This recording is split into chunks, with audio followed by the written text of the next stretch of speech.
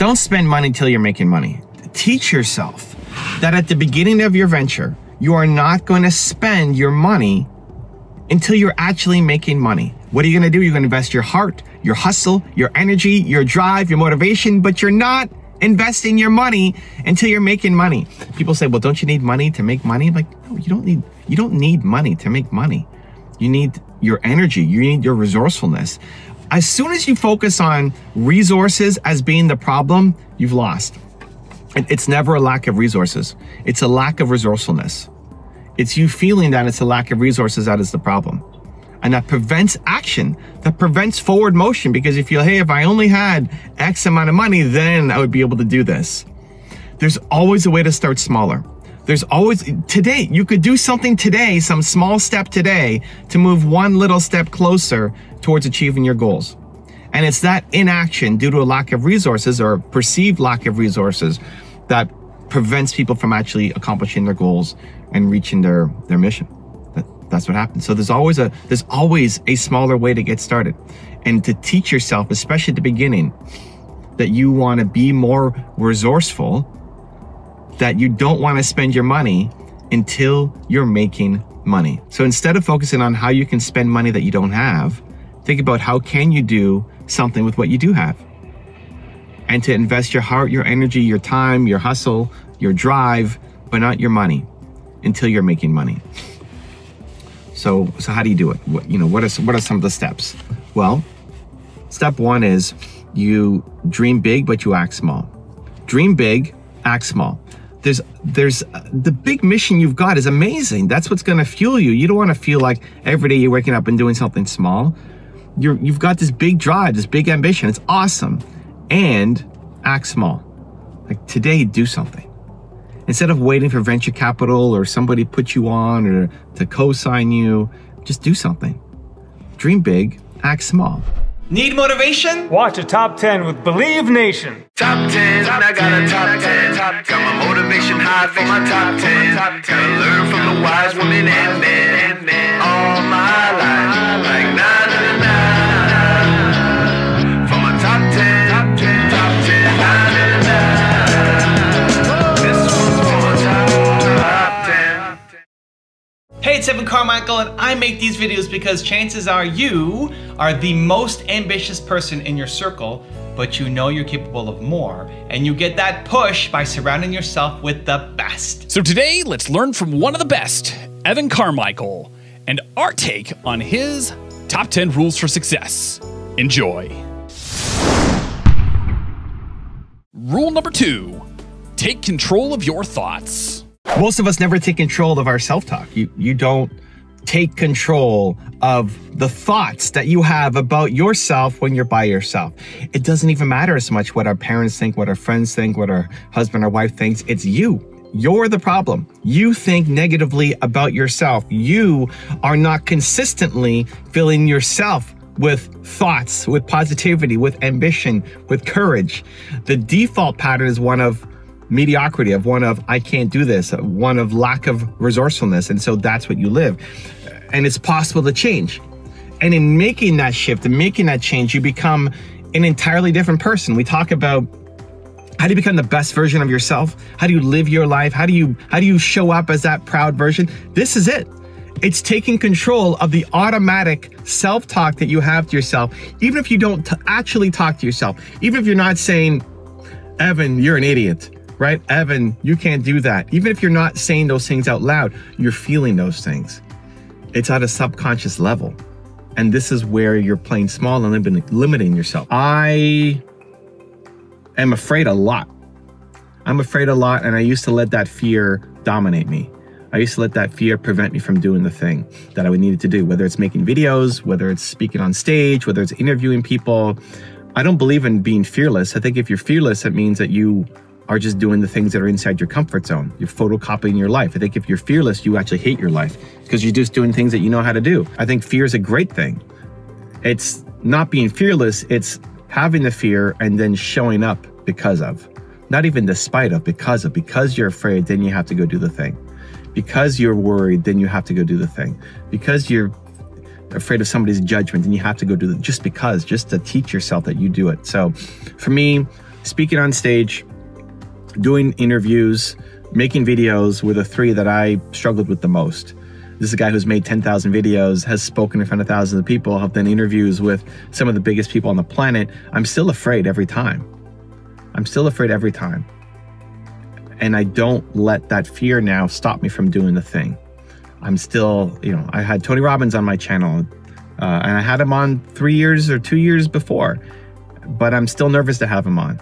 My heart's still beating like crazy. I'm still an emotional wreck the day of. I'm still not focused on anything else. I can't do any other work. I can't make any other videos because I'm stressed about the interview going well. I still worry about these things.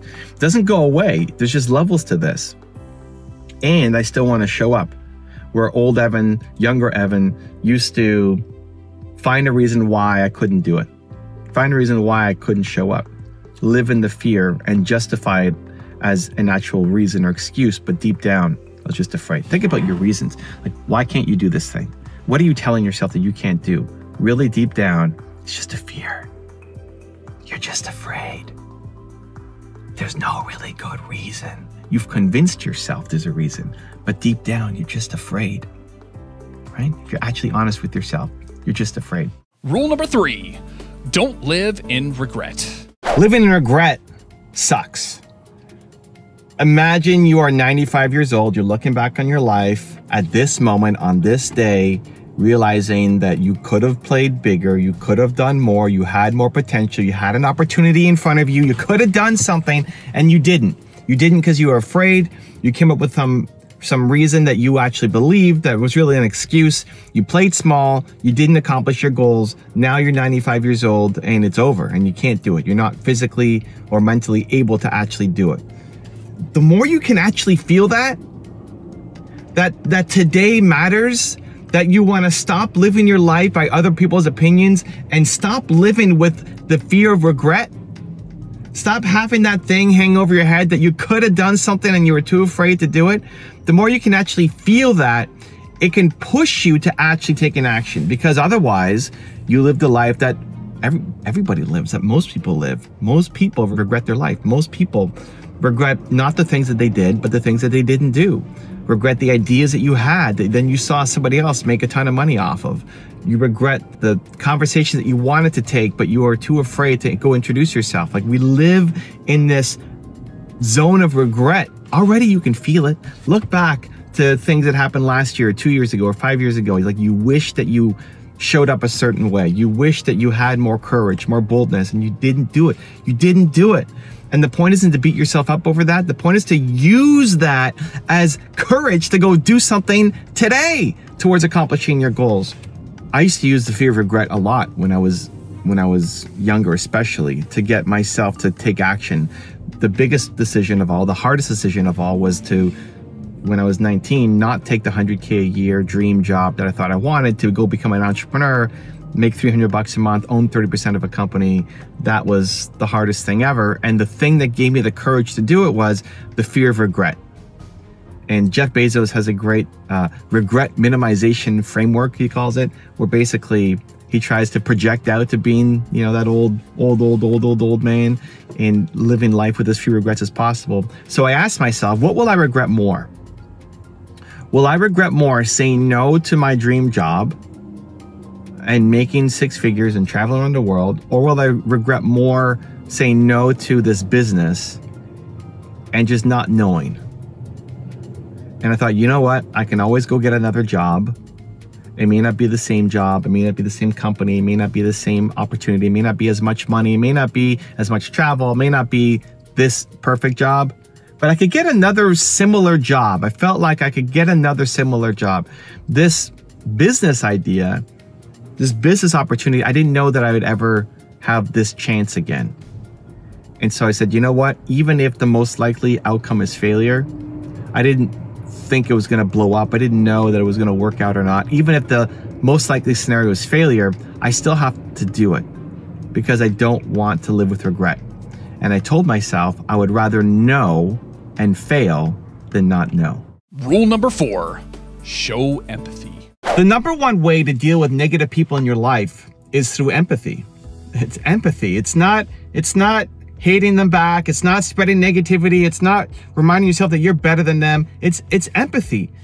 And it's not even just feeling bad for them. It's actually connecting to them.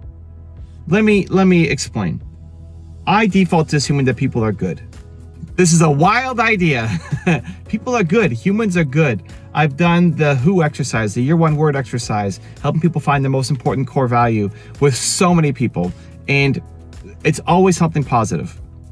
I believe that 99.9999999% of people are good. There's a tiny percentage of people who enjoy killing people and maybe have a few screws loose up here. But for the most part, we're good. Everybody has dreams. Everybody has ambitions. Everybody wants to serve. Everybody wants to be in a better place than where they are right now. The problem is, a lot of people are afraid. A lot of people are in pain. A lot of people are struggling. A lot of people are suffering. A lot of people have tried. They took their shot and it didn't work out. And because they're so in pain, now they don't want other people around them to have success either. Because if they took a shot and it didn't work out, they don't want to own it, that it's on them. But if you then go off and have success, you start achieving your goals, what does that say about them? Right? It's not that the world is rigged against them, it's that they actually suck. And they don't want to admit that, and they don't want to own up to that. And so they're living in pain. And so they take it out on other people. They take it out on you, they take it out on me, they take it out on the world. They take it out on people. Right? That's what people do when they're in a lot of pain. Think about you. Think about your experiences, your life. Think about when you've been in a lot of pain. When you've struggled. Really think about this. The last time that you were struggling in a lot of pain, did you then show up as your best self in all situations? Did you maybe lose your cool on somebody? Did you maybe insult somebody? Did you maybe say something that you're not proud of that you later would regret? Has that ever happened to you? It's not that you're a bad person. It's not that you're a toxic person. It's not that you're a hater. You were just in a lot of pain. And so the people who are throwing shade at you are in a lot of pain. They're struggling. And just recognizing that, just trying to put yourself in their shoes and look at their life. And if you know them, you can actually look at their life. And if you don't know them, you can assume things about their life. If somebody's coming and leaving a negative comment on your YouTube video, the fact that that is the highlight of their day speaks volumes about them. Right? If the best part of your day is going to somebody's YouTube channel, leaving some nasty comment, that gets you feeling good. You're in a lot of, just imagine the pain that person's in. Imagine what their life is like right now. And it's a bit of a mental exercise because at the beginning, the natural reaction is to be defensive. It's like, well, no, I'm not this. And how could you call me that? And we want the people around us to support us and cheer us on and tell us that we're doing the right thing.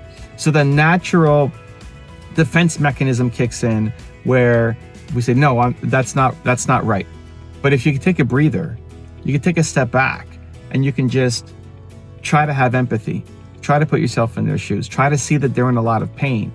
What it does is removes the sting from the words. It removes the venom from the words. It doesn't get you to react as emotionally. It allows you to show up more as your best self. It's one of the most valuable things you can start to practice. This is one of the things that prevents people from creating content, from posting videos, from sharing their thoughts. You've got a big mission, a message. Your story can change people's lives. Your story can change people's lives. It will change people's lives. And we're afraid to do it because of how people that we don't know or people that we do know will judge us. We're afraid that we're going to get negative comments. And that's the reason why you're not putting your message out there. We have to learn, you have to learn to stop getting in your own way and to start sharing, to start releasing, to start living your life, the life that you want, not somebody else's version of it. Also, if you want to have more self-confidence and self-belief, the science says it can take up to 254 days of consecutive action for the habit to stick. That's what I want for you. So I've designed a custom free program where I'm going to send you an unlisted video for the next 254 days to shift your confidence and belief forward. The link to join is in the description below. If you're doing work that you love, you're more likely to follow through. You're more likely to do it because it doesn't feel like work, because you love doing it. Don't worry what the first step is. People write in and say, what's my first? It doesn't matter. Something. Do something, and then do something again tomorrow, and do something again the next day, and every day you get a little bit better. They're great because they can help you, one, navigate the waters of dealing with publishers and creating a proposal that's really going to win, because you might only get one shot with a publisher, especially as a new author. And if your proposal sucks, they likely won't want to look at it again unless you've done something dramatic on your audience size to really build up notoriety around yourself. Rule number 5, follow the right order. There's an order to things. There's a sequence to things. Part of the problem with a lot of entrepreneurs is they're just not doing the things in the right order. You're trying to tackle that big mission from the start, doing all 30 things at the same time and not making any money, not making any momentum, not making any progress, and ultimately not having the impact that you want to have. So out of your 30 ideas, all inside your mission, amazing, which one is actually going to start getting you paid? Because when you can start making money, everything becomes better. Everything becomes easier. You can quit your job. You can pay your bills. You can hire a team. You can have a bigger impact, right? If you had a team of 10 people versus you doing things part-time on the weekends and evenings, you're just going to have a much bigger impact if you have you working full-time and a team around you. How do you get there? What's the one idea out of the 30? Rule number 6, catch the pattern. Catching that pattern. It's like, oh, it happened again. I wanted to go and do this and I didn't do it. Again, I had this opportunity to talk to somebody and I played small. Again, I had this chance and I didn't do it. And you're going to catch it a day later, a couple days later, and reflect back on it and realize, okay, I should have done it. Next time I'm going to try to have more awareness. Step 1 is just the awareness game, because the problem is it's so autopilot. We play small by default, especially if you've been doing it for decades. You play small by default. So it's so ingrained, so natural, so autopilot that we have to slowly shift out of autopilot zone. Eventually what's going to happen is you're going to catch it in less than a day. You're going to catch it a couple hours later. Then you're going to catch it an hour later. They're going to catch it 10 minutes later. They're going to catch it 5 minutes later. And then step number 2 is you're going to get to this magical moment. You're going to get to this magical moment where it's about to happen. You've caught it. You've caught your small thinking. You've caught your scared thinking. You've caught your excuses thinking. In the actual moment that it's happening, this is a magical spot right now, because you're actually calling yourself out on your own BS right now.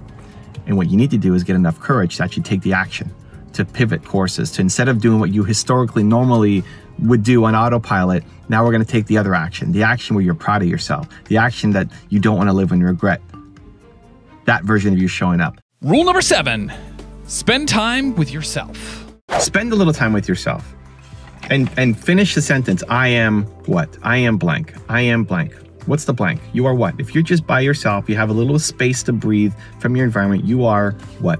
What are some of the words that come up? What are some of the positive words? And what are some of the negative words that show up? If you're being honest with yourself, there'll be hopefully some positive ones. So for me, it could be I'm someone who believes. I am a great husband. Sean, paying attention. I am, a great father. I am a great, not owner. What do you do with dogs? I don't know. A great. They're still considered your kids. They're my kids? Yeah, dog kids, pet kids. All right. I am, but then on the negative side, like I am afraid of disappointing people. I am scared of speaking on stages. I'm worried that I'm going to ask bad interview questions. Like, what are the positive and negatives if you fill in the I am? Okay, just to get awareness of yourself. This starts to uncover some of the subconscious behavior that you're living on autopilot, right? The subconscious is the autopilot. It's what you're doing by default. The conscious is what we want to take control of to then turn into subconscious, to then make the automatic, the positive, the ambitious, the bold, the courageous, right? So start with I am. What that does is lead you to step 2, which allows you to identify your trigger words. So what are the trigger words that you use consistently as an excuse for you not to do the thing? So my 3 trigger words are scary, difficult, or hard.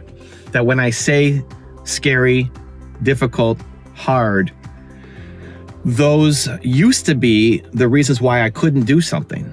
Those used to be the reasons why I would let myself off the hook. Those used to be the things I would tell myself, oh, I can't do this because it's scary. I can't do this because it's difficult. I won't show up because it's hard. And I would let myself off the hook for those things. That I would say, oh, that's okay because it's scary, so I'm not going to do it. And that used to be my identity. Rule number 8, swim forever. You want to swim forever. Adopt the mindset that you want to swim forever. Most people, if you're thinking about swimming, you're swimming to reach the island, right? If you're swimming out in the ocean, you're swimming to reach the island. The island is some goal. The island is, I want to hit 1 million subscribers. I want 1 million in revenue, or whatever, some arbitrary goal. The goal isn't to hit the island. Your intention shouldn't be to hit the island. It should be to swim. You have to love swimming. You want to swim forever. I want to swim forever. Every now and then, you might need to look back, you know, and see how far you've come. See how far you swam. Every now and then we need that mindset, that gratitude, that perspective to say, wow, I'm so much further ahead than I used to be, right?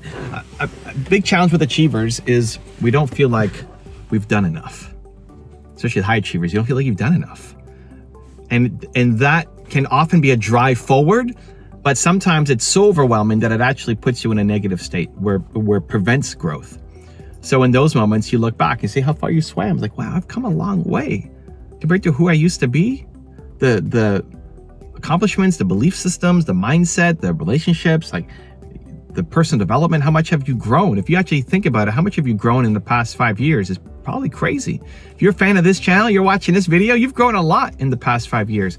And every now and then when you're feeling low, you need that perspective shift to look back and see how far you've come. But otherwise, it's forward. Growth, more growth. You want to swim forever. You don't want to hit the island.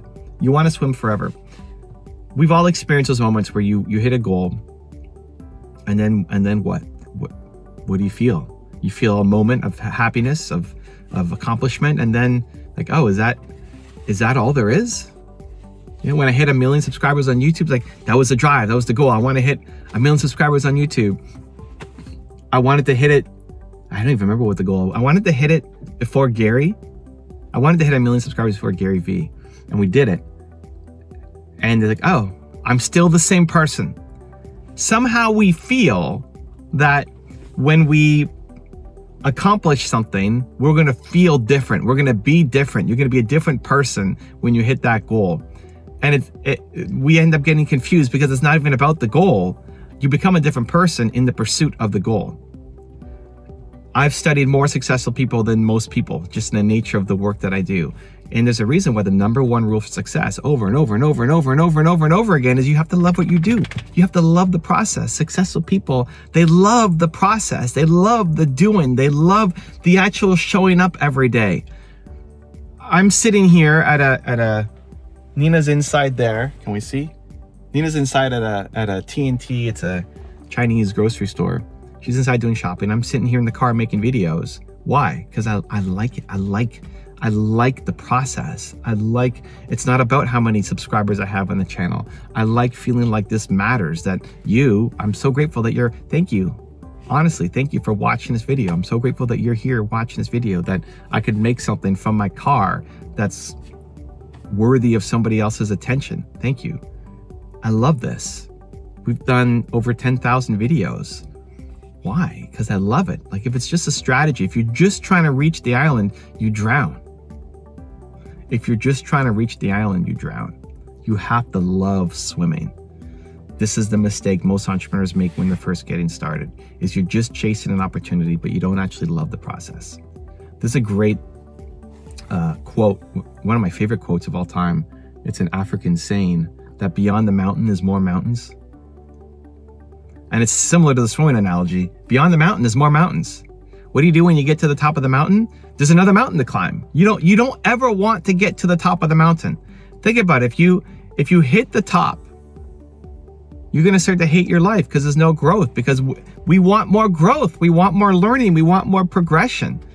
If you felt like you hit the top, that's the fast path down to depression. Beyond the mountain is more mountains. It's the greatest quote of all time, at least one of them. I love that one. I think of Ted Turner's father, whose goal was to be a millionaire, and then he hit the million and he killed himself because he thought, he wasn't happy with his life. He wasn't happy with his process. He wasn't happy with what he was doing every day. But if he hit $1 million, then everything's going to change. Then he's going to be a different person. He hit his million, and he was the same person. He wasn't happy, so he killed himself. So Ted Turner, who's, you know, a billionaire, one of the wealthiest people in the world, decided, I'm going to set a goal so big that I'm not going to hit it. And that's the point of having a vision, you know, a mission, like something so big beyond yourself that you never hit it. I want to solve the world's biggest problem, that people don't believe in themselves enough. I'm never going to do that. It's not going to happen, not in my lifetime. And yet I wake up every day trying to make that happen in my lifetime. You have to want to swim forever. Rule number 9, hold yourself accountable. Tell the people around you. So Nina stepped out, but Nina, my son, my team, my family, I'll let them know, hey, if I say scary, difficult, or hard, I want you to let me know. If I say to you in any conversation, I can't because it's scary, or it's difficult, or it's hard, I need you to call me out on it. Because I still don't catch all of them. It's a lot more than it used to be. And I'm probably, I don't know, 90, 95% of the way there, but there'll still be some small percentage. And having people hold you accountable is really important. Now, the default thinking for them is going to be, what are you talking about? You're always doing all of these things. You're always showing up. You're always doing scary, difficult, hard in my case. Yeah, but not like I could be. There's another level to this. And everything I want out of life, my mission, my vision, my boldness is on the other side. My great life is on the other side of even more scary, difficult, and hard. I have to start living it. And so I need help in catching it. So you use yourself as step one, as the first part, but then if you can, as a bonus, bring in the accountability to the other people in your life who can help you catch it. And you're not allowed to get angry at them. You're not allowed to get frustrated at them.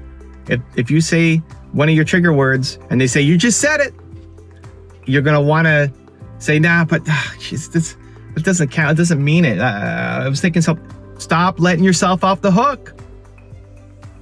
Instead, you say, you're right. And then you go do the thing. And the more you can train that, trigger word came up, I'm doing the thing. Trigger word came up, I'm doing the thing. Trigger word came up, I'm doing the thing. It's scary, I'm doing it. It's difficult, I'm doing it. It's hard, I'm doing it. Just because you start shifting your identity. You start changing your self-talk. Now you start to become the person that you're proud of. You start to become the person that you say you want to be. You start to actually become the person. You've become the best version of you. And rule number 10, before some very special bonus clips, inflict pain. Inflict so much pain on yourself, a future regret, that if you don't do this thing, how painful it's going to be for you, how you're going to regret it your entire life, that it forces you into action to do the thing that will make yourself proud, that will build the life you want, that will help create the dream that you know you're capable of doing. Now I've got a really special bonus clip that I think you're going to enjoy. But before that, it's time for the question of the day. I want to know, what was your single biggest takeaway from this video and your plan of action for the next week? The science says that when you just watch a video, you get motivated, you get inspired, you have a 35% chance of following through on your goals. 35%! That's not enough! That's not enough just to get motivated. Believe Nation, we're here, you're here. Today matters. You're an action taker. When you commit to a plan of action of when and how you're going to follow through, when you write it down, you have a 91% chance of following through. And when you commit publicly to somebody else, it jumps to 95% chance. From 30-something% to 95% chance of you following through. Believe Nation, we need to make this happen. So question of the day, your single biggest takeaway from this video and your plan of action specific for the next week. Put it down in the comments below, and I'm going to show on screen sometime next week to celebrate you. Actually look at your life, and do you enjoy what you're doing? People ask me, do I burn out in what I'm doing? Like, I don't burn out. I like it too much. Like this, making these videos, I'm gonna go home after this and make more videos probably. But this video that I'm making for you right now is not draining or depleting of my energy. It's contributing to my energy. I am manufacturing energy by doing this. So that's why it's easy to do 10,000 more videos, because it gives me more than I give to it. I get more energy as a result of doing this. I'm going to be a better entrepreneur, a better husband, a better father, a better boss, a better teammate, a better mentor as a result of making this video. It gives me energy. Look at your work. That's how you avoid burnout. If I was doing things that sap my energy, if I was in charge of like washing these cars, I'd be burnt out in 5 hours. I would hate my life because I don't enjoy washing cars. I don't enjoy cars, really. So look at your schedule. Do a nice audit on your life. How many of the activities that you're doing every day are giving you energy versus taking away energy? How many of the people that you're spending time with are giving you energy versus taking away energy? And you need to start shifting from, I'm just gonna chase an opportunity, I'm gonna do whatever it takes. You won't. Hey, newsflash, you won't do whatever it takes. Not if you don't like it. Not if you don't love it. You won't do whatever it takes because you don't love it. And that's okay. Stop judging yourself for not working hard enough. You're not lazy. It's not that you don't want to work hard. You just don't like the thing that you're doing. This doesn't feel like work to me. So it's getting honest with yourself. It's doing an audit. It's looking at your calendar. Are you genuinely excited about the things you're about to do today and tomorrow? And if not, then we have to start to shift out of them, right? Do the things that give you energy instead of taking away. When you understand what your single most important core value is, everything else becomes so much easier. So for me, it's belief, right? Belief is my single most important core value.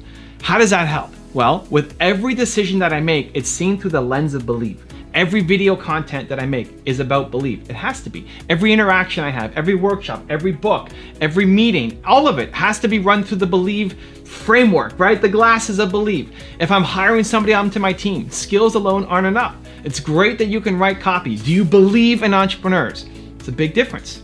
So when you understand your core value, everything else becomes clearer and you're less likely to follow what other people want you to do. Everybody around you, they have a goal for you, even if it's well-intentioned. They have opinions on what you should do with your life. Everybody around you. This is what you should do with your life. Everybody has an opinion.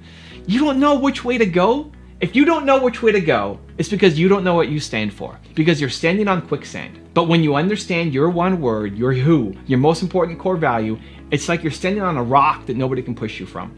So how do you figure that out quickly, right? I mean, this is 200 something pages. Let's boil it down super quick for you. You want to think about all the people that you love. Your favorite teacher, what you loved about your parents. Think about your favorite musician, your favorite band, your favorite song, your favorite movie, your favorite book, all your favorite things. The thing that when you are around, consuming it, reading it, being with them, it makes you feel bold, alive, amazing, confident, unstoppable, right? We've all had those moments. It's just not consistent enough yet. We're gonna make it for you. It's just not consistent enough yet. And so write down a list of 5 to 10 things that make you come alive. Again, people, your favorite teacher, movies, all of those things that make you, that you love, like you could get lost spending time with them or reading them or listening to them. Then write down 3 keywords that describe each of them. So your favorite teacher, why did you love Mr. Jones? It's not because he taught you grade 4 math, right? There was something else about Mr. Jones that you love. Why do I love Seabiscuit, the movie? Because it's about an oversized jockey and an undersized horse and an owner that has no money and all of these things, and they all come together. It's belief, right? My parents taught me that I'm Evan Carmichael and I can do anything that I believe that I can, right? And so through all the things that I love, believe is the common thread. What is it for you? You have to figure it out. You have to figure it out. It doesn't have to take you years of work. Just write down all of the people and the things that you love, 3 keywords for each. Like, do this. This is important. Just do it today. It'll make a huge difference in your life. It's worth it. This is the best 15 minutes you can spend in your life. Do it. Pause the video and do it. And then just see what comes up consistently. What word comes up over and over and over and over and over and over again? Chances are that's your one word. That's your who.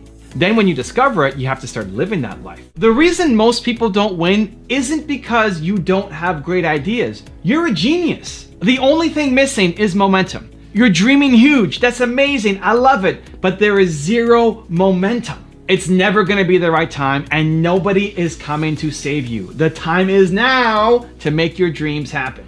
So here's a really fun example. Yesterday, I needed to take a break from my work to go to the bathroom. So I go to the bathroom, open up my Feedly and start looking at, some of the news stories that were happening. And there was this amazing video that I saw about a busker in Toronto who a company organized what they called a cash mob instead of a flash mob, where they would all show up at this guy doing his, guitar, singing, playing, and just throw money at him. Not at him, but in the guitar case, right? And they probably made like $1,000. They were throwing 20s and 50s, not just pennies and dollar bills and stuff. But giving him tons of money, and he's starting to get overwhelmed. He's playing the guitar, he's getting overwhelmed, and I'm getting motivated and excited and just heartfelt. What a great moment. And I decide in that moment, we need to make this video more public. We need to spread it. This has to go up on the channel. I need to spread awareness. I want to promote this company who put this together. I love it. What a great idea. And so right away, like, here's the thing. You get a great idea. Trust your great ideas. Go do something about it. I could have easily filed that away. Next week I'll work on it. And then guess what's going to happen next week? I'm not going to work on it because I'm going to move on to something else, right? I'm in the middle of my day. I've got priorities and a plan for that day. And then this thing pops up. I trust that idea, trust that it's great, and that I gotta do something about it. Because if I'm inspired, if you're inspired, you're gonna create gold. You're gonna create magic. If you're not inspired, then just keep doing the work that you're doing. Hopefully it's not depressing and negative. It's just you're creating. It's amazing. You're in your flow. But when something new comes up that you're super excited about, I think you need to follow that through. And so I parked a little chunk of my day yesterday to then make that video. And I made the ending, and I made the thumbnail, and I made the description, and I made the title, and I created it all in one shot, and I sent it off to my editor, Christina. We love you, Christina. To say, hey, we got to put this up on the channel. Find a time. This is not scheduled in my usual content calendar, but let's find a time and put it up, right? And that maybe took, I don't know, half an hour. It took half an hour out of my day that I was supposed to do other stuff to make that happen. Because momentum matters. Momentum matters. It's the most important thing. You're a genius. The ideas that you have are gold. They're genius. You're just not doing enough with it. Success is the progressive realization of a worthy ideal. What I took away most from that definition is the word progressive. You want progress. You want to learn. You want to keep growing. What was once a challenge for you is now simple, and it's very easy to fall into a routine that once served you but is now limiting you. The day you stop progressing is the day that you start to hate your life, and it can be sneaky. It could sneak up on you without you even noticing what happened. So I was trying to think of a personal story to share with you about this, and I realized it's been more than 10 years since I've actually felt that. I felt that I've stopped progressing, that I started to hate what I was doing. It's been over 10 years. It was basically since I started on YouTube, and I'm gonna share with you the hacks that I used so that you won't fall into that rut. But what happened for me 10 years ago was I built my website, right? I sold my business, I had success, I was speaking around the world. I started building my website, and I built it into a giant platform. We had 100,000 plus pages of content, making money from advertising, and I just stopped liking the business. It started to feel like we're putting out content, we're putting out articles, just trying to make money, putting out articles that I didn't always believe 100% in. We had a bunch of guest people writing content, right? We had 4,000 or 5,000 authors for the website, and not all of their opinions or views or mindset or voice reflected my own. And I just stopped liking the business. It was a successful business, making money, building a team. I had 8 people, I think, at that time. And I decided, you know what, I'm losing the love for this. I need to try new things. And I started making YouTube videos. It was one experiment. I probably did a bunch of different things, but YouTube was one experiment that I sucked at, but I loved, and I kept coming back to. And it taught me a lesson. It taught me that you need to explore. This is what I tell a lot of people when they're entrepreneurs. I had a woman, Melissa, who joined me on an IG Live the other day, and she's talking about how she's got a real estate business that's making her money, but she wants to be a speaker. And the speaking business is growing. It can't support her fully yet, but the real estate business gives her a lot of money. She's like, well, I like doing both. It's like, well, no, you don't. Right? Like, in 5 years, where do you want to be? Do you want to still be doing real estate? No, 5 years, I don't want to be doing that. I want to be doing the speaking thing. Like, great, that's where you need to start spending more of your time. It doesn't mean quit the job. It doesn't mean stop doing real estate or stop doing the thing that you're just okay with. But while you still have one foot in it, you have to explore, you have to try, you have to taste, you got to see what else you can do. Spend 1 day a week, 2 days a week, depending on your financial situation. This is my advice to her. Spend 1 day or 2 days a week focusing on the speaking business so that in 6 months you could be out of the real estate business and be in speaking full time. And then doing the thing that you love, right? If you just like it, that should be a warning sign to get out. Not ASAP, but you need to start exploring. But so many people end up hating the thing that they're doing. So many entrepreneurs start a business, they love it, it's challenging, it's exciting, it's exhilarating, and then they found that they bought themselves a job and they actually hate their business. And then it becomes too late to get out because you can't find the person to sell it to, or you just have to walk away from it. You don't win a Nobel Prize by telling yourself that you want to win a Nobel Prize. You win a Nobel Prize by having a mission so big that it forces you to become somebody new. A stronger, more bold, more resilient version of you. If you make success your goal, you will most likely miss it because you have the wrong outcome in mind. Make impact your goal. Make your mission your goal, and you'll end up having more success than you ever thought possible. I look at my YouTube channel as an example, and the next goal would be to have 10 million subscribers, right? I got my 100,000 plaque. I got 3 of them there. I got my million plaque. The next goal is 10 million. And there's nothing wrong with having goals, but the problem is if I made 10 million the thing, like all I'm doing is chasing down 10 million subscribers, it forces you to do short-term decisions that end up not serving you, right? If I wanted to just blow up my channel, the best way to do it isn't actually to spread positive content. Negativity spreads much faster than positivity. If I made a top 10 video on why this person sucked, or an espresso about how this person's an idiot, or people fighting, people can't help but see that. That's why people stop to see the car accident on the highway, right? We don't reward the good drivers. You want to see the chaos. You want to see what caused the flame. There's a fight on a street corner. You stop to see what's going on, right? We're attracted to the negativity more than the positivity. That's a faster way to blow up my channel. The problem is, I wouldn't feel good about it. I don't want to spread negativity. I don't want to spread conflict and chaos. I don't want to spread pessimism. I don't want to spread despair. I don't want to spread ego. I don't want to spread negativity. I don't want to do that. And so it would lead to me flaming out before I ever hit the goal. That's the problem. You can have this goal. This is what most people do. You have some goal. Here's my goal. I'm going to do whatever it takes to get to that goal. The problem is you won't do whatever it takes because it's going to get too hard. You can only do things for so long that you don't love before you quit and give up. And so there's nothing wrong with having a goal, but more important than the goal is the mission. I want to solve the world's biggest problem. It's something that's never going to happen. Never. In my lifetime, it's never going to happen. I want people to believe in themselves more. It's never going to hit that ultimate goal where everybody is Michael Jordan at something. It will never happen. And I wake up every day trying to do that. And so if you make a goal tied to some outcome, like getting 10 million subscribers on YouTube, it's going to force you down a path that likely won't serve you. So you lead with the mission, you lead with the impact, and success will follow. The difference in people is their standards. The world is full of people who started with less than what you already have right now, and they're winning. And too many people are out there complaining.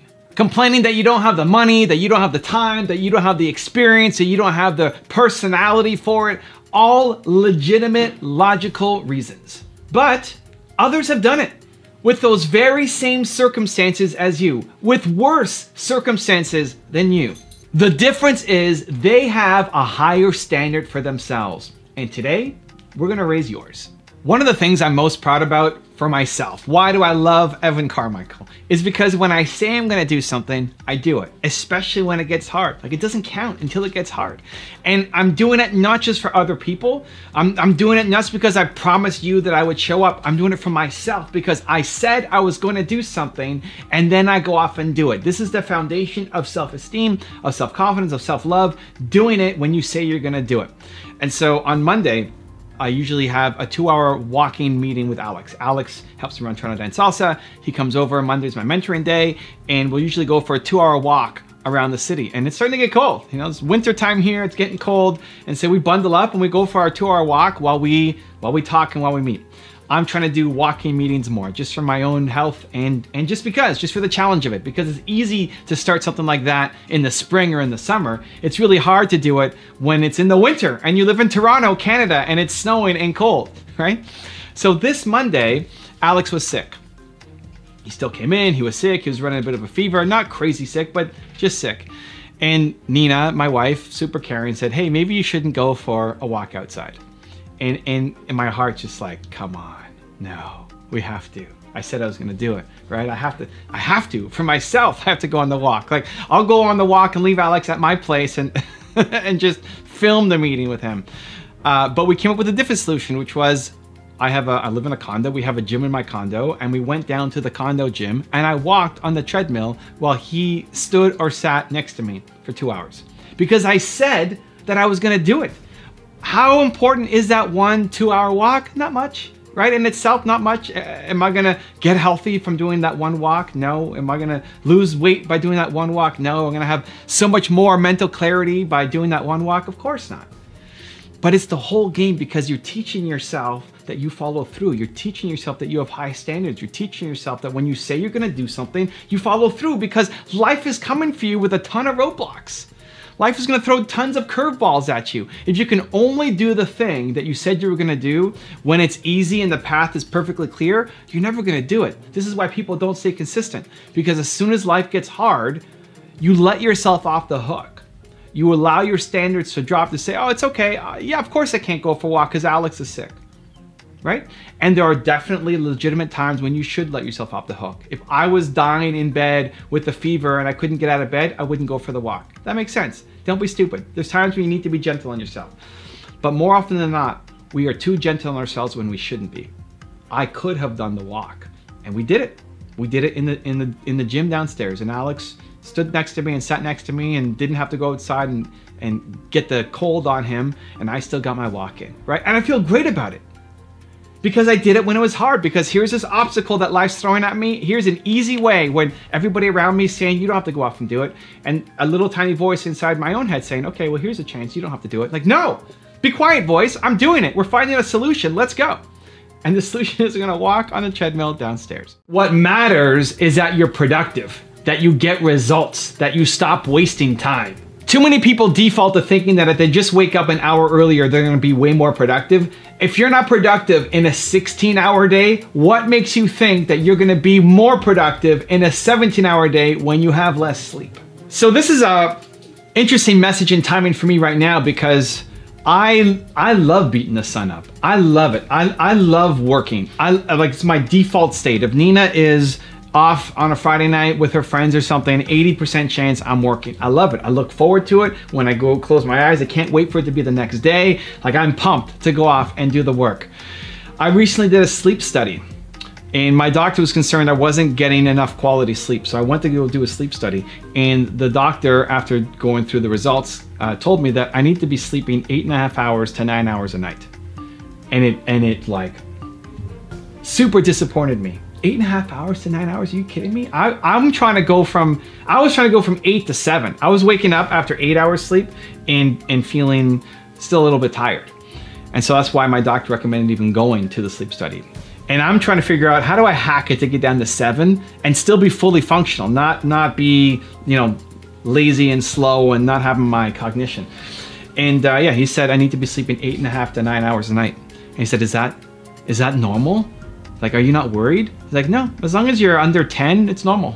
People range from 6 to 10 and they're totally fine. Like, this sucks. I mean, I'm not happy about it. I'm still looking at how can I hack my sleep more, and we've tried a lot. I have the chili pad. We've got, meditation before sleeping. I'm lying on the bed of nails with the thing behind me, the pillow, the nail pillow. No, phones or computers X amount of time before going to bed. Red light filters on everything. Red lights, no lights at all in the place, right? Like, just these real red lights glowing around after sunset. Lots of it.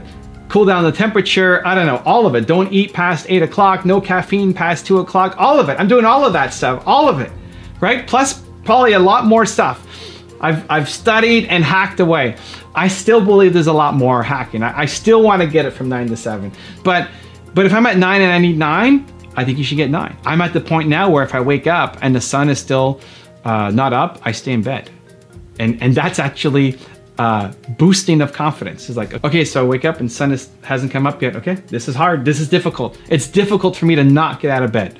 I'm gonna stay in bed just because. Now I'm a weird duck, so maybe this works for you, maybe it doesn't. But I was having a great conversation with Jeremy, who's on my team, who I've invested in his business. He's helping companies scale their YouTube channels, and he was going through the same thing where he was feeling a little tired in the afternoon. He wanted to nap on some afternoons, and that's never been me. So, dude, you just try waking up without an alarm.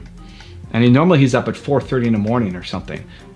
So just wake up without an alarm and see how it goes. And he ended up sleeping for 9 hours and hating himself for doing it. It's like, dude, maybe you need 9 hours. Like, much more important than that extra hour or two is what are you doing during the day? If you're losing energy during the day and you want to nap every afternoon, you're not being productive. Like, there's no way. Sleep and be productive. You need sleep to win. I think everybody should get a sleep test. I think it's a brutal experience. You barely sleep, right? When you're there, you got stuff up your nose and a million sensors all over you. But to know how much sleep you actually need and making sure that you're productive during the time that you are awake. That's the most important thing. That you are productive during the time that you are awake is way more important than if you wake up before the sun gets up. If you are doing something new, you are going to get rejected. If you're doing something that you're not good at yet, you are going to get rejected. If you're doing something that goes against the status quo, you are going to get rejected. So you have two choices. Live a life with zero growth and never get rejected, or chase your dream, deal with the rejection that comes, and go change the world. I have rejection all the time in my life. From little rejections of making videos that don't pop to bigger rejections of projects that I care deeply about that just don't fly and people don't accept at the beginning. I look at this, Built to Serve. This is a great example. Built to Serve is my new book coming out. If you want to pre-order it, in the description there's a link, go get it. Tons of bonuses, looking forward to it. This book, I'm insanely proud of.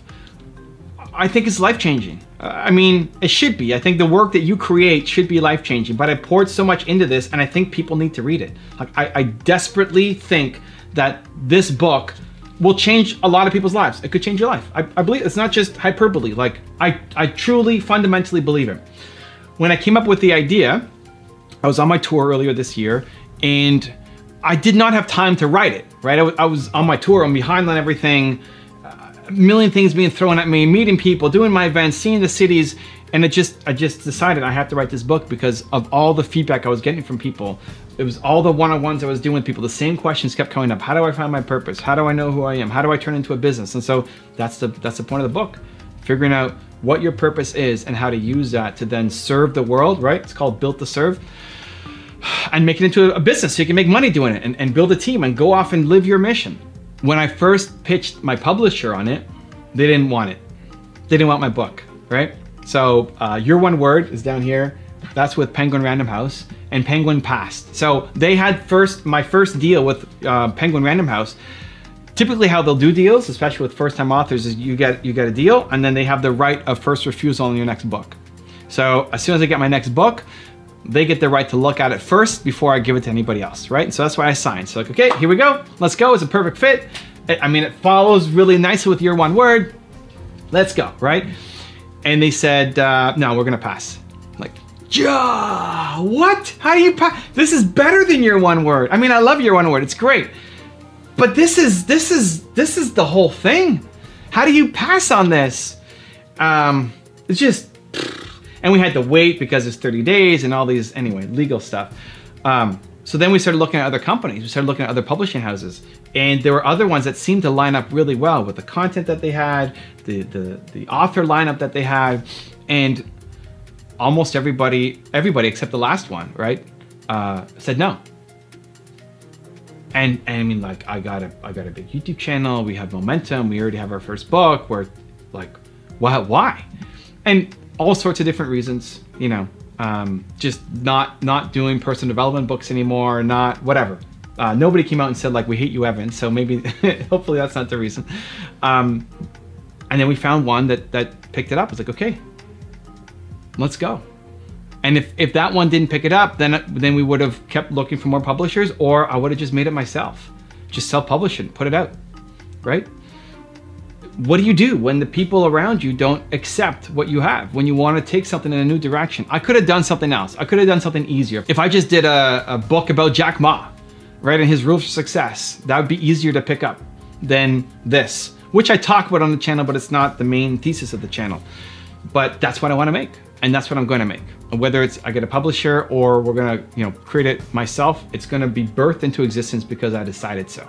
And just taking that mindset and approach, you have to. If you love the thing, if you're doing something different, then you have to keep going when people say that I don't want to pick it up, that it sucks, that it's stupid, that maybe it's even a great idea, but you're not the person who's going to do it, right? You have to keep going. I think judging yourself is actually great. I think you need it. I think it's healthy. I think people should be harder on themselves. The problem is people can't handle being even a little bit harder on themselves because they're already at the point of being depressed or even suicidal. The secret starts with self-love. Your self-love has to equal your self-criticism. You have to be your biggest fan as well as your biggest critic. The root problem isn't judging yourself, it's not loving yourself. One of the challenges, I think, of being human is we are social animals. We're social creatures. We rely on each other. We need each other. We want to belong. We want to be part of tribes. We want to do things together, right? We want to be around other people. So that makes us want to fit in. And that makes us play small, worry about what people think about us, because if we don't do the thing that they want us to do, they might judge us and kick us out of the tribe. The good news is there's so many different tribes you can do now, right? There's so many different people that it may not be your friends that you have right now. It may not be your parents or your family or your community right now. But whatever you want to do, there is a group of people who believe the same things you believe, who think the same way you think. And I think one of the healthiest things that you can do is whenever you feel the eyes of potential judgment for something that you want to do, you have to go off and do it just to show yourself. Comparison to other people, I think, is actually a good thing. I think you need it. I think it helps you. I think it serves you. The problem is most people look at other people, start feeling insecure, and then kick themselves down. The key is to kick yourself forward, not down. But you need that kick. Otherwise, you stay where you are. This is one of the reasons why I love Modeling Success, why I created all my YouTube channels and all the content that I've done and have the people behind me on the wall, because I love looking at other people. I love learning from other people. I love seeing somebody do amazing things and say, that's what's possible. This is what's possible. I look at Les Brown as an example, and I think he's the greatest speaker of all time, at least that I've seen. Maybe the ancient Greeks were better, I don't know, but Les Brown, modern era, on video, I think is the greatest speaker. And I look at that and say, that's what's possible. Not that I can't do that. Here's what most people do. They look at Les Brown and say, well, I can't do that. And then they start feeling insecure, and I'm just an imposter trying to be like that now. And then they quit. And then they feel low self-esteem and they beat themselves up over it because they're not Les Brown. I look at Les Brown and say, that's what's possible. This is what humans can actually accomplish and achieve. I want some of that. I want to get better. I want to drive and improve, not to be the next Les Brown, but be the best me. But this is what's possible. I look at David Goggins. Man, David Goggins, look, he came out of nowhere. Who was David Goggins? Did you guys know David Goggins 5 years ago? No. He blew up out of nowhere because of the passion and intensity and truth of his message, right? I love that. And it's easy to say and look at that and say, well, look at how passionate David Goggins is and look how he blew up. I can never do that. I'm not as strong as him. I'm not as crazy as him. I don't have the same mindset as him, and so I can't do that. And you compare yourself to Goggins, and then you say, well, I can't, and so you don't start. That's the problem. You should look at Goggins and say, look at what's possible. You could come from nowhere, nobody knowing who you are, and in a short amount of time, blow up. Because you have a message that matters. You can look at how passionate he is about his message. Every video, he's got insane passion, right? This guy, he's not gonna give you nice hugs and compliments, but he cares about his message, right? You can see that. And you can take that as what's possible. You can care deeply about your message too and model David Goggins and apply that to make your message stronger and better.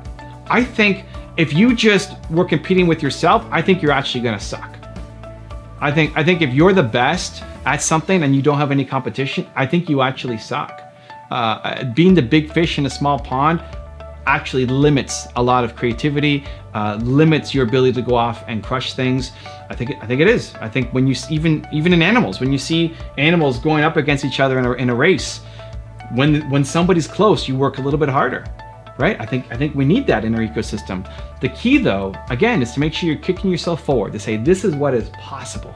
Not this person's so much better than me, I suck, feeling insecure, feeling depressed. You need the kick. Just make sure you're kicking yourself forward, not down. It may not be your fault, but it's your responsibility. It's not your fault that you were born broke, but it's your responsibility to fix it. It's not your fault that you had no education, but it's your responsibility to learn it. It's not your fault that you had no connections, but it's your responsibility to make them. It may not be your fault, but it's your responsibility. And the sooner you accept that, the sooner you're gonna win. So I recently posted to my YouTube community tab a quote about momentum. I think people don't have momentum, and I think the path to get momentum is to do work for free for ideal clients until you can prove your value and then they pay you. So here's what I wrote. I wrote, if you have no momentum, no traction, no clients, and start for free, prove your worth and build momentum. Give them something they can't wait to have again and pay for this time, #believe. And every time I write, there's always tons of great positive feedback. But this time, somebody wrote a kind of negative comment, and so I wanted to read it because it's highly applicable in this video. He said, Kitch, I don't know about some of your advice. Everything is my fault and work for free. To which I reply, yes, when you embrace those two, you'll start crushing your goals. It's a hard message to take on, right? Whether everything is your fault, everything is your responsibility, where you are right now, it's not about beating yourself up. It's not about saying, I suck and I can't get out. It's saying, listen, this is what happened to me. That's the past. The past doesn't have to equal to the future. Everything that I was born into and the circumstances that I grew up with, they don't have to be where I go going forward. Look at all your heroes. Look at the people who've made huge inroads, changed the world, the people that you look up to and aspire to be like. Very few of them were born super wealthy. Most of them had a worse upbringing than you did, and they could make it, so why can't you? You're just locked in your story. Too many people are locked into their story. They're not taking responsibility. They're not saying, this is my problem to get out of. I wasn't put here, right? You've been drafted into a war that you did not start. You were put here. And you have to survive. And then you have to learn to thrive. And it's that decision that you are in charge, that you're responsible, that if you go to the mirror and you say, why am I not achieving my goals? Why am I not further ahead? As long as you're blaming somebody else, that might keep you comfortable. Keeps you comfortable, it means you don't have to do anything, right? You're not winning because your mom, hit you. You're not winning because your dad never supported you, right? You're not winning because the school system sucks. As long as there's somebody else to blame, it's comforting. And everybody else around us are doing the same thing. Nobody's taking accountability. Everybody's saying it's somebody else's fault, right? Of course. It's not your fault that you're losing, because then you have to do something about it. And even if you're not losing, you're not hitting the goals as hard as you should. And it's so much easier to put the blame on somebody else and say, well, it's that person's fault. Where really, it's the person in the mirror. It's you, it's me. I am not further ahead in my business, on my YouTube channel, not because of the YouTube algorithm, not because my team didn't deliver the right video on time. Me, I'm the problem. It's my fault. It's my responsibility, right? I have to go fix it. I created this mess. It's not a mess, it's amazing, but I'm not at 10 million subscribers because of me. It's not that people don't want to watch the content and people don't want to be inspired. It's me. I need to get better. I need to improve. And even if it wasn't my fault, just taking that on gives you hope that you can change it. And as soon as you start putting, not even the blame. I think blame is not, I don't think blame helps. I don't care who to blame. I care how do we fix it, right? If there's a problem that happens in my business, it's not like who screwed up. I don't care who screwed up. I care what are we gonna do to make sure that we can get out of this hole and that it doesn't happen again the next time, right? Taking personal accountability for where you're at. If you have not hit your goals, this is good news. You can, but nobody's coming to save you. Nothing's gonna magically change around you. You're the change. You will make the change. You can go make it happen. If I wanna grow my business bigger, I need to accept that I need to grow bigger. Me, personally, Evan Carmichael. It is my fault, it is my responsibility. I am to blame. And use that as a kick forward to say, great. Like at the beginning, it may suck. Say, oh man, I've wasted how many weeks, months, years going down the wrong path, just casting blame on other people, realizing now it's my fault. Okay, well, what can you do about it? Now you can change it. Like at the start, the realization sucks, but then it's also the greatest thing of all time. If you're coming out from under the rock and realize, oh my God, this is all my fault, that gives you the power to fix it. Because as long as you're relying on somebody else to do something and they don't show up, you can constantly blame them, but you're never growing, you're never accomplishing anything because you're waiting for them. You don't have to wait for anybody. It's just you. And you can fix it. You have the strength, you have the power, you're Michael Jordan, you have the abilities, you have the skill set, and if you don't have it yet, you can develop it, you can acquire it. Because your heroes did it, and you can too. Whatever you want to learn, you can learn. Public speaking, selling, being a YouTuber, anything. If you want to learn it, there is nothing stopping you except your story. Because you tell yourself that you're too young, that you're too old, it's too late, you're too broke, you don't have the resources, you don't have the connections, you don't have the education, you don't have the right family. There's always a story. You have not learned the skills that you want and need because you've told yourself that you can't. And that's the mindset shift that needs to change now. So I recently made a rap video on my channel. There was a Chinese song that I became obsessed with for some reason. I was looking up Chinese music for my wife. I found this one song, I loved it. It got stuck in my head. And then for whatever reason, I'm lying in bed. We go to bed at around 10:30, 11, and lyrics just start popping to my head. I don't understand what the Chinese song's about, but lyrics start popping to my head about a rap. So as they come in, I start writing it down. I try to go back to sleep. More lyrics come, I write it down, go back to sleep. I send myself emails because that's how I get it out of my system. It gets to 3 something in the morning, 3:30, close to that. And like, you know what? I'm still getting these ideas. I'm just gonna get up and do it. I'm gonna get up and do it. I'm gonna get up and rap. I'm gonna make this rap video. I'm gonna finish off the lyrics and then I'm gonna spend my day making a rap video. It's not how I wanted to plan my day. It was not on my calendar. I was supposed to be sleeping, but I'm gonna wake up and do this rap. We put it all together, did a whole bunch of takes, sent it to Christina to help me edit it. And then the next day, boom, final version was up on the main channel. Now, I don't pretend to have amazing rap skills, right? I think the lyrics are fire. I think the song is amazing. I think Christina did the best she could with what I gave her.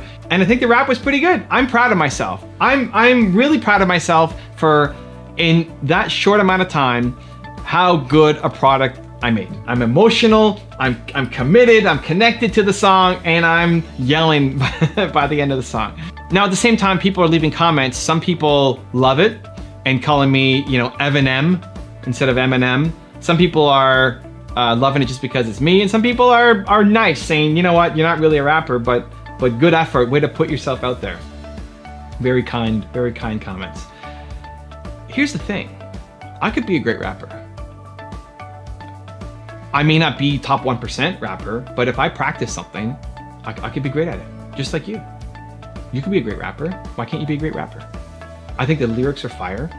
I practiced for one day and made a video, and that's what came out. If I practiced every day making rap, I could crush it. Just like making my YouTube videos. I sucked at the beginning. I'm a better rapper now than I was a YouTuber at the very beginning of my career. Go back and watch the first video. I sucked. I was shy, introverted, you know, scared of the camera, all of it. And so the audacity to believe that I could be a rapper, right? Doesn't make sense. Well, how does that make sense? Just because I have Kanye West on my wall, now I can be a rapper, right? This is what other people will tell us, and this is what you'll tell yourself. I can't be a rapper. Well, why not? You just don't believe in yourself enough. You can do it. Just practice. Get mentors, practice, put in the work. You can get great at anything. It's a skill. It's just a skill. It's a skill that anybody can learn. Most things are just a skill that anybody can learn, right? To make a great cup of coffee, I suck at it, but I can pick it up. I feel like I can pick it up. It's a skill anybody can learn. There are very few things, very few things. There are some things that require, you know, a certain amount of athleticism, but Spud Webb could dunk. You know, there's a few things, right? If you are 95 years old and want to be a quarterback in the NFL, that's probably not going to happen. But we easily jump to those exceptions. Meanwhile, the thing that you need to learn that will help you get to where you want to go, that thing, that skill set is totally learnable. There's no reason why you can't do it. There is no reason why you can't do it. So I believe I could be a great rapper. I may not win, you know, a Grammy, I may not win awards for it, but I could be a great rapper. I could.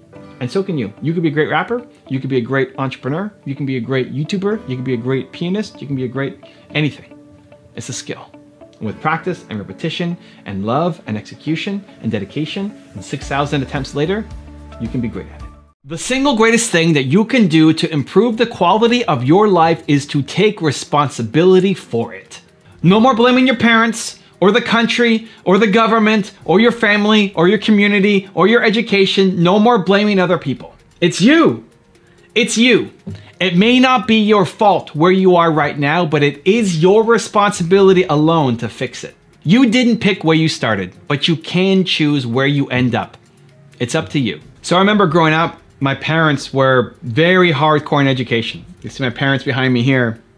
I'm 8 or 9 here, this is my parents.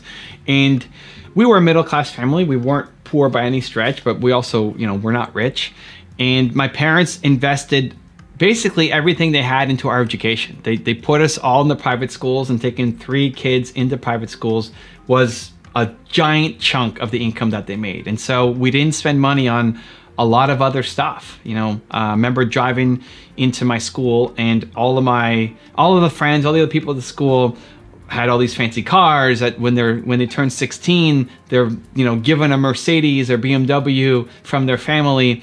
And, you know, my family had a Reliant K car that kind of made a bunch of noises as it came into the school that was, I don't know however many years old, just because my family, you know, prioritized education, and we were playing in a league that was maybe above our means, but they valued that so much, and then we took a hit on other things. And I remember I used to get made fun of for the car, and I never went on the vacations that they went on, and I didn't have the fancy watches and all that other stuff. And there was one friend of mine who was kind of in a similar boat, where his parents, you know, weren't making a lot of money, invested everything that they had into his education too. And so we quickly became friends as I guess the poor kids at the school. But it's funny now because I never blame my parents. I'm super grateful for the opportunities. I mean, why I have them up on my wall, that they invested so much and that they cared. And it's on me. Like, if my business doesn't work out, it's not their fault, right? Up until, you know, you can potentially move out. I don't know what age you want to say, if it's 14, 15, 16, 18, but after a certain age, you're an adult. You have to take responsibility for your life. The only thing missing in your life is momentum. You're a genius. You've got great ideas. You are the Michael Jordan of something. The only thing that is stopping you is your ability to do difficult things and start building momentum. I think for so many people, it's not just doing the thing that scares you first thing in the morning, it's doing it at all. Most people just don't do it at all. You've got a great idea. You know it can work, but you're afraid of judgment. You don't know where to start. You're afraid of it being not perfect and people telling you that you suck and you failing publicly. You're afraid of all that stuff, and so you don't do anything. You got your foot on the gas and brake at the same time, knowing that you're capable of more, knowing that you have greatness in here, but then being too afraid to go off and execute it. And so I think not just starting your day with the thing that scares you, just moving, doing something, anything, just getting started on your crazy idea. It's not that you're leaving it to the afternoon, it's that most people aren't doing it at all. So I was on a call with an entrepreneur friend of mine yesterday, and she was upset, she was frustrated. She had decided last year, mid last year, right? June, July last year, that she needed to let somebody go on her team. This person was being toxic in their environment, was still producing results for the company, but just being a big drag on the company, on the culture, and on herself as trying to lead this team of people. And so she decided, I gotta let this person go. It's 6-7 months later now, and she still hasn't done it. She still hasn't done it because she's afraid of maybe not finding the right person to replace, the impact of having to go through training and hiring all over again. And she just hasn't made the decision. The biggest problem is she has not decided. And so I said, when is this gonna matter to you? You decided, right? Last year, 6, 7, 8 months ago, and you still haven't done the thing. And she said, well, if it gets to a year and I still haven't done it, then I have to go off and do it. And this is where your standards come into place. How long after you've made a decision do you actually start to do something about it? In her case, her standards were a year, in that she decided, but then a year later, that's when it's too much. That's when it's gone too far. That if she hasn't done it in a year, now it's too much. I want you to shorten that gap.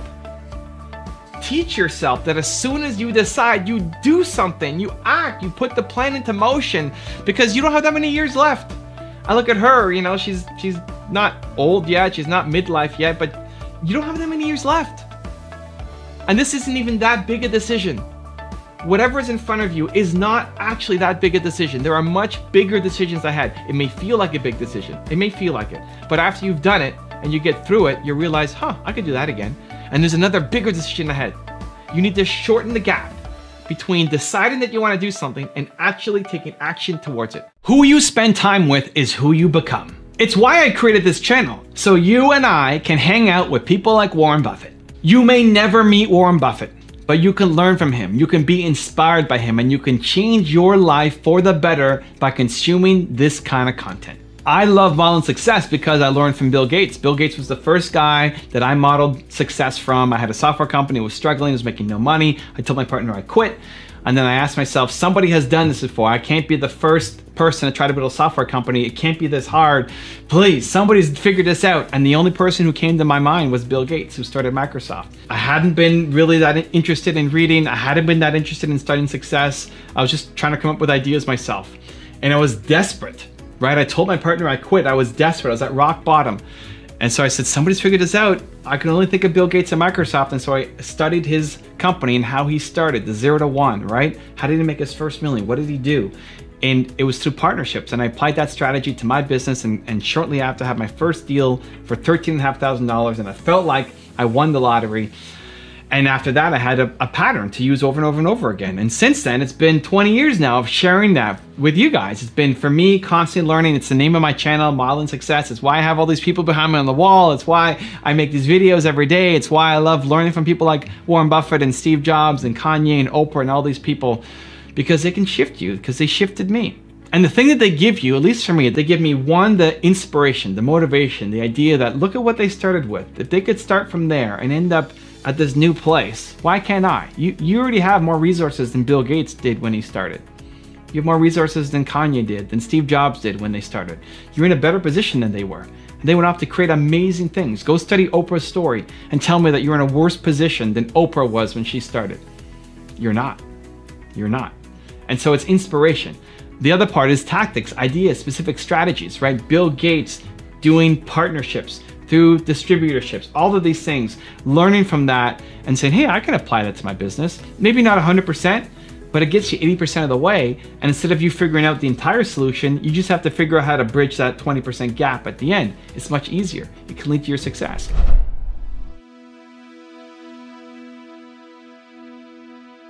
If you want 10 more awesome rules for success from Evan, click this video right over here. Continue to believe, and we will see you there. Until you actually lean in on what you have Michael Jordan ability, genius at, until you actually start doing it, you'll never live the life that you're capable of.